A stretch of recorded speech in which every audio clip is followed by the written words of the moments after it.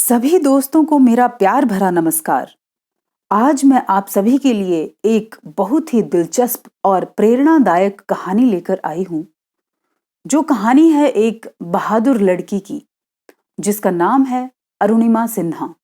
जी हाँ, अरुणिमा सिन्हा का नाम लगभग सभी लोगों ने सुना होगा और इनकी कहानी से प्रेरणा भी ली होगी। लेकिन जिन्होंने नहीं सुना है, तो वो लोग भी इसे जरूर सुने और इससे प्रेरणा लें। तो चलिए शुरू करते हैं। अरुणिमा सिन्हा। अरुणिमा सिन्हा भारत से राष्ट्रीय स्तर की पूर्व वॉलीबॉल खिलाड़ी तथा माउंट एवरेस्ट फतह करने वाली पहली भारतीय विकलांग हैं। अरुणिमा सिन्हा का जन्म सन 1988 में उत्तर प्रदेश के सुल्तानपुर में हुआ। अरुणिमा की रुचि बचपन से ही स्पोर्ट्स में रही। वह एक नेशनल वॉलीबॉल प्लेयर भी थीं। उनकी लाइफ में सब कुछ सामान्य चल रहा था, तभी उनके साथ कुछ ऐसा घटित हुआ जिसके चलते उनकी जिंदगी का इम्तिहान ही बदल गया। क्या थी वह घटना जिसके चलते उन्होंने नए कीर्तिमान रच दिए? आइए जानते हैं। अरुणिमा सिन्हा 11 अप्रैल 2011 को पद्मावती एक्सप्रेस से लखनऊ से दिल्ली जा रही थी। रात के लगभग 1 बजे कुछ शातिर अपराधी ट्रेन के डिब्बों में दाखिल हुए और अरुणिमा सिन्हा को अकेला देखकर उनके गले की चेन छीनने का प्रयास करने लगे, जिसका विरोध अरुणिमा सिन्हा ने किया तो उन शातिर चोरों ने अरुणिमा सिन्हा को चलती हुई ट्रेन बरेली के पास बाहर फेंक दिया, जिसकी वजह से अरुणिमा सिन्हा को बायां पैर गंवाना पड़ा। यानी उनका बायां पैर पटरियों के बीच में आ जाने से कट गया। पूरी रात अरुणिमा सिन्हा कटे हुए पैर के साथ दर्द से चीखती चिल्लाती रही।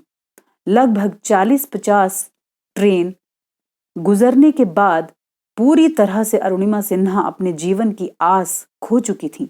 लेकिन शायद अरुणिमा सिन्हा के जीवन के किस्मत को कुछ और ही मंजूर था। फिर लोगों को इस घटना के पता चलने के बाद इन्हें नई दिल्ली एम्स में भर्ती कराया गया, जहां अरुणिमा सिन्हा अपनी जिंदगी और मौत से लगभग 4 महीने तक लड़ती रही और जिंदगी और मौत के जंग में अरुणिमा सिन्हा की जीत हुई। और फिर अरुणिमा सिन्हा के बाएं पैर को कृत्रिम पैर के सहारे जोड़ दिया गया। अरुणिमा सिन्हा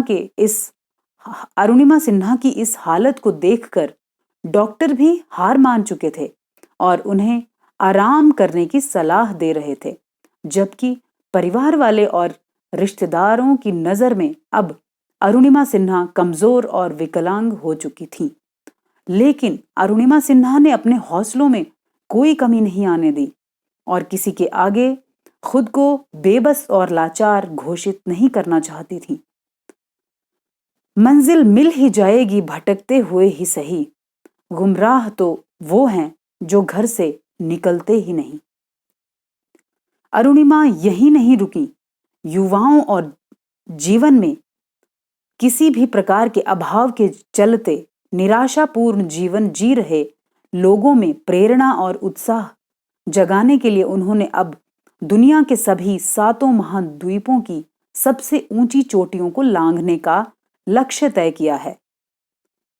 दोस्तों, अरुणिमा अगर हार मानकर और लाचार होकर घर पर बैठ जाती तो आज वह अपने घर परिवार के लोगों पर बोझ होती।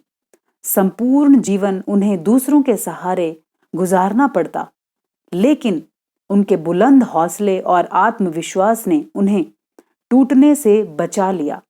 दोस्तों, मुश्किलें तो हर इंसान के जीवन में आती हैं, लेकिन विजयी वही होता है जो उन मुश्किलों से बुलंद हौसलों के साथ डटकर मुकाबला करता है। अरुणिमा सिन्हा हमारे देश की शान हैं और हमें उनसे जीवन में आने वाले दुखों और कठिनाइयों से लड़ने की प्रेरणा लेनी चाहिए। हम तहे दिल से अरुणिमा सिन्हा को सलाम करते हैं। इस तरह अरुणिमा ने वापस लौटने में सफलता हासिल की और सभी को चौंकने पर मजबूर कर दिया। अरुणिमा ने साबित कर दिया कि अगर इंसान सच्चे दिल से चाहे तो क्या कुछ नहीं कर सकता, चाहे वह औरत हो या आदमी या फिर कोई विकलांग। अरुणिमा का कहना है कि इंसान शरीर से विकलांग नहीं होता, बल्कि मानसिकता से विकलांग होता है। अरुणिमा की इच्छा है कि वह विश्व की सबसे ऊंची चोटियों को फतह करें, जिनमें से 4 उन्होंने सफलतापूर्वक फतह कर ली हैं। अरुणिमा सिन्हा के मोटिवेशनल शब्द भी मैं आपको बता देती हूं दोस्तों।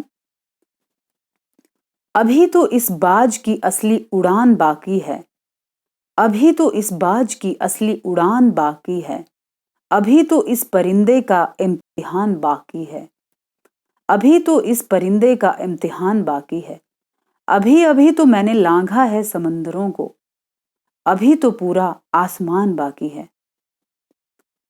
धन्यवाद दोस्तों, और मुझे पूरी उम्मीद है कि आप सभी ने मेरी इस कहानी से कोई ना कोई प्रेरणा जरूर ली होगी।